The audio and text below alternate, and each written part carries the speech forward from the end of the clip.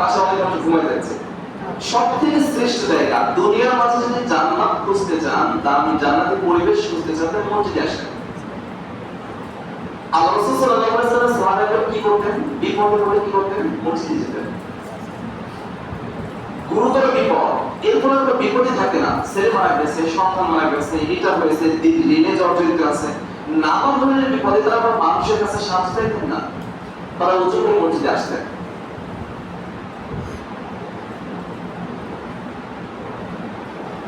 আব্দুল্লাহ ইবনে আমর একবার মসজিদে বসে আছে, আল্লাহ রাসূল নিজ থেকে এসে সালাম দিয়েছে।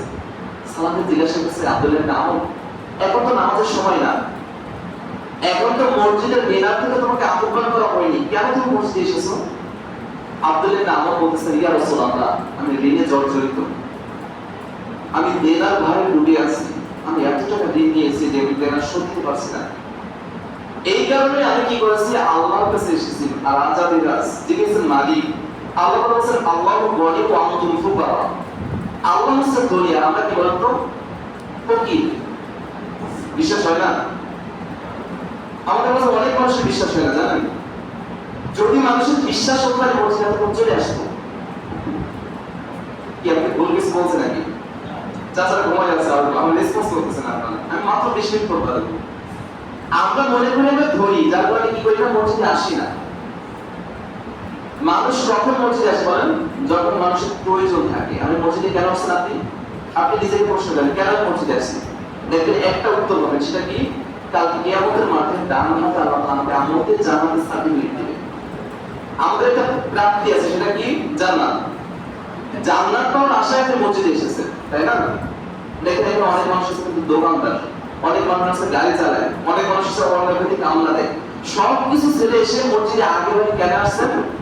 পরকালে যেন আল্লাহ একটা সার্টিফিকেট দিয়ে জান্নাত দেয়, এটা আসে। আর যারা আসেনি তারা কি করে না?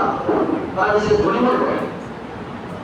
যারা এখনো মসজিদে আসেনি তারা নিজেকে ধনী মনে করে, তারা মনে করে জান্নাতের প্রয়োজন নেই। হয়তো আমার কথা অনেক মানুষ কষ্ট পাবে, তারপর বাস্তবতা এটাই। আপনি যদি মনে করেন আল্লাহর কোন মসজিদ, আজকে জুমার দিন, মসজিদের একটা ঐতিহ্য দিন না আজকে, মুসলমানদের ঈদের দিন আজকে, আপনার মসজিদে মুসলমানদের ঈদের দিনে আপনার অফিস নাই, কাজ কাম নেই, আর রোজার মাস, খাওয়া দাওয়া নেই, বাজার করা নেই, নানাবিধ কোনো কাজ নেই, এরপর আপনি লেট করে মসজিদে আসছেন কেন? কারণ আপনি নিজেকে ধনী মনে করতেছেন, তাই? কারণ আপনি নিজেকে প্রয়োজনের ঊর্ধ্বে মনে করছেন। আমি আমার নিজেকে প্রয়োজনের ঊর্ধ্বে মনে করছি, তারপরে মসজিদের জুমার দিন মুয়াজ্জিন সাহেব আপনাকে আধা ঘন্টা আগে আযান দিয়েছে, মসজিদের মাইক থেকে বলছেন হাইয়া আলাস সালাত, নামাজের জন্য আসো, হাইয়া আলাল ফালাহ, কল্যাণের জন্য আসো। কার কি প্রয়োজন? মসজিদে আসো। কিন্তু আপনার তো প্রয়োজন নেই, তারপরে মসজিদে আসেন। তো বলতেছিলাম যে পৃথিবীর মাঝে যদি একটা পরিবেশ খুঁজতে চান, জান্নাতের পরিবেশটা, সেটা কোনটা বলেন? ভুলে গেছেন নাই? আপনারা বোঝা যাচ্ছে না? কথা কি বোঝা যাচ্ছে? পৃথিবীর মাঝে জান্নাতের পরিবেশ কোনটা? একটু জোরে বলেন, আমাদের কাছে অভ্যস্ত না। আজকে যে মসজিদ, এই মসজিদে আসলে আপনার অন্তর প্রশান্ত পাবে, আপনি ঘুমাই যাবেন, অটোমেটিক ঘুমাই যাবেন। যতই বড় আল্লাহ আমাদের না কেন ঘুমাই যাবে। এমনকি আমি এখানে বসে আছি, আমার ঘুম আসতেছে না, আমি যদি সামনে বসতাম আমারও ঘুম আসতো। কেন? আমার অন্তর প্রশান্তি পাবে। এখানে আল্লাহর ঘর, আল্লাহ রহমত নাযিল হয় না। এই জন্য যদি এটা ঘুম আসার জায়গা চেঞ্জ করে বলবেন, অন্তত পক্ষে দয়া করে 20টা মিনিট ভিন্ন জগতে যাবেন। ঘুমাই গেছেন না, ডিসেবল চলে গেছেন, এই ভিন্ন জগতে না গিয়ে মসজিদে থাকার চেষ্টা করেন। আল্লাহ আমাদের প্রত্যেককে তৌফিক দান করুন, আল্লাহুম্মা আমিন। আজকে যে ব্যাপারে নিয়ে কথা বলতে চাই সেটা হচ্ছে সালাতুল ফিতর এবং ইতিকাফ। ইতিকাফের ব্যাপারে গত জুমায় খুব ভালো করে বলেছেন আপনি, কিন্তু আমাদের প্রভাব নেই। কেন জানেন? গত এইমাত্র বললাম যে আমরা নিজেকে ধনী মনে করি।